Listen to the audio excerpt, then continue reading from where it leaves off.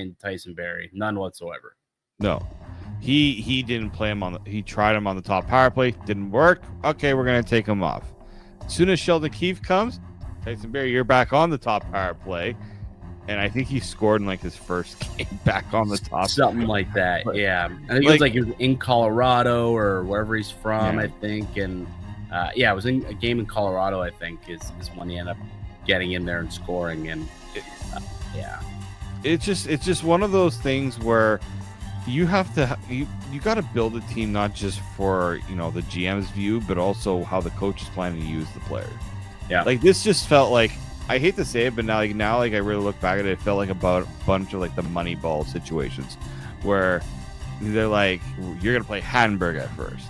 No, not gonna do it. Like that's what it felt like, and I maybe Tyson Barrie wasn't the defenseman the Leafs needed, really, because they had Morgan Rielly in terms of like that offensive defenseman on the right side. Yeah, but how long did the Maple Leafs and like the fan base clamor for a puck-moving right-handed defenseman? True. Like the Leafs, like everyone's been clamoring that for years. It's like, I can't remember the last time the Leafs had a strong puck-moving right-handed defenseman, and that's what was dominating the league at the time, right? So that's what everybody wanted to see. So they made it happen. So Kyle Dubas made it happen. He made a trade. Sent Nazem Kadri the other way, and that was, keep in mind, after 2 straight playoffs where he had gotten himself suspended and really cost the team. So the trust factor with Kadri and the Leafs at the time was frayed, but they brought back what was considered a good puck-moving defenseman. Like, look, the 2 years prior to getting to Toronto and Colorado, this guy was pretty solid. Actually, realistically, like 5 years of like top pair, power play, quarterback type numbers. From 14-15 to would be 18-19, he had 53 points, 49 points, had a down year with 38 points, but only played 74 games that year.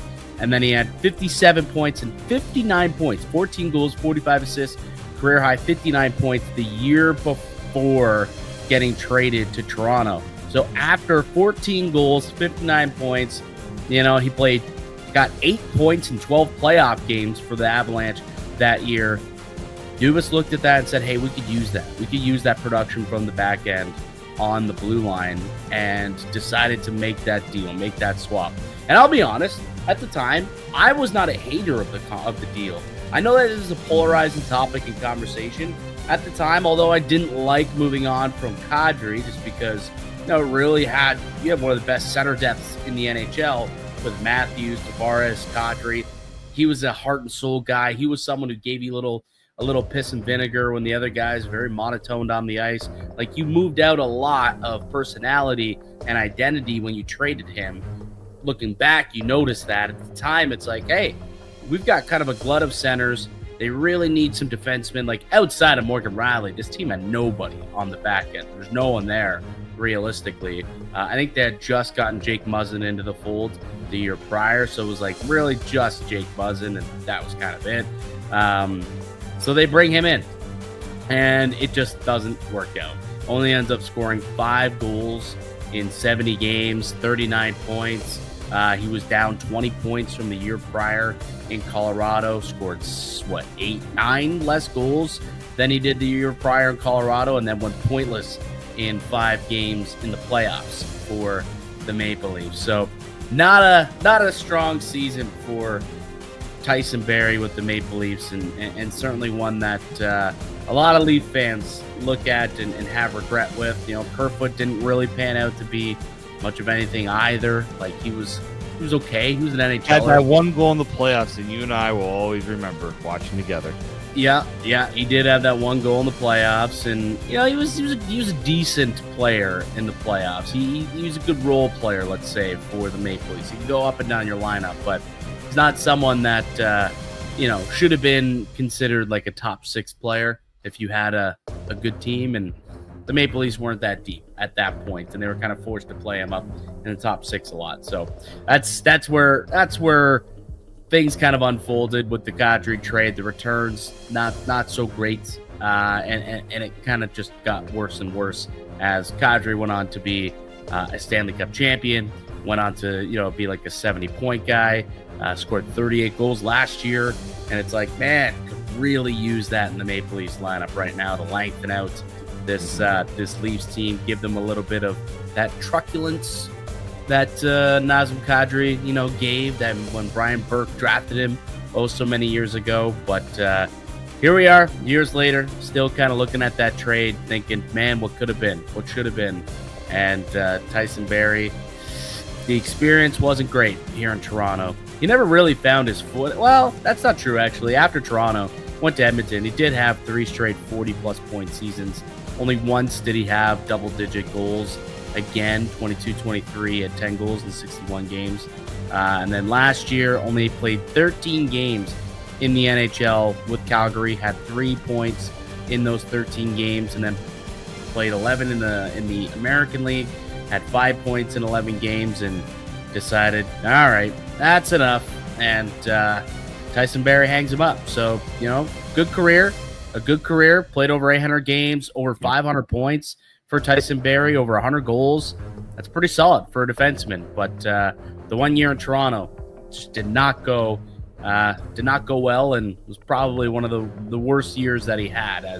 Actually, it was statistically pretty much the worst year that he had as a pro.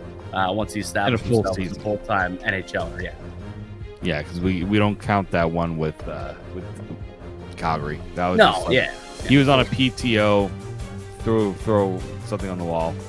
But I initially I was kind of I thought maybe this would be exactly what the Leafs need to get that right-hand shot defenseman, but it just never really panned out. Too bad, because during his time in Colorado, he was really good at scoring. Man.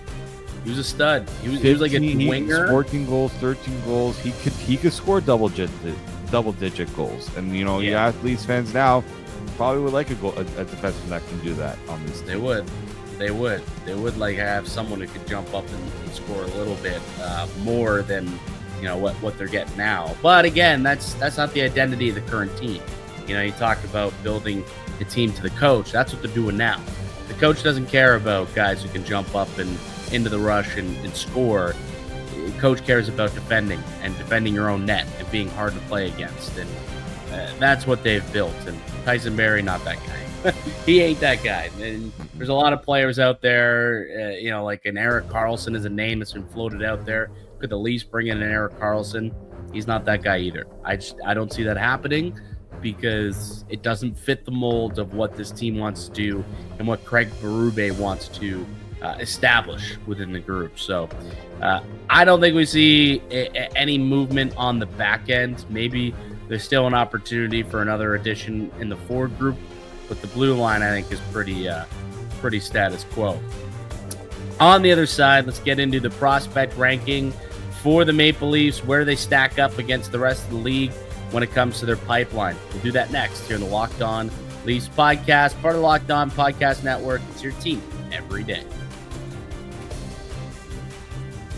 Welcome back into the Locked On Leafs podcast. Mike DiStefano, Dave Morsuti with you as always. And the Maple Leafs have been ranked as the 26th best NHL pipeline, according to Corey Pronman of The Athletic. So he's doing the series. He's going through every team of every team in the NHL, and he's ranking them, ranking their prospect system from 1 to 32, and the Maple Leafs coming in at number 26. Does that surprise you at all, Dave? Not really, because the Leafs have a good couple of prospects, but they don't have the depth of prospects that some of these other teams that have also had a lot of high-end draft picks have been able to acquire. Yeah. So